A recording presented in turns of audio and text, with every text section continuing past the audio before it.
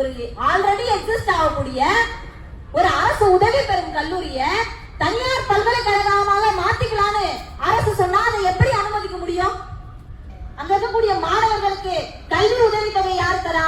அரசு தருது.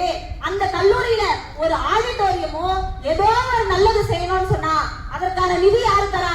யூஜிசியும் மாநில அரசும் தருது.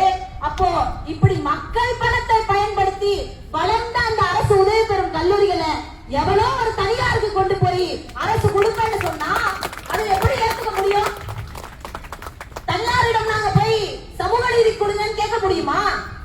ஸ்காலர்ஷிப்பை கொடுங்கன்னு கேட்க முடியுமா? இடஒதுக்கீடை பின்பற்றுங்கன்னு சொல்ல முடியுமா? அப்ப சமூக நீதி என்று அரசு வாய்வழியே பேசி தம்பட்டம் அளித்துக் கொண்டால் மட்டும் போதாது, அதை நடைமுறைப்படுத்த வேண்டும்.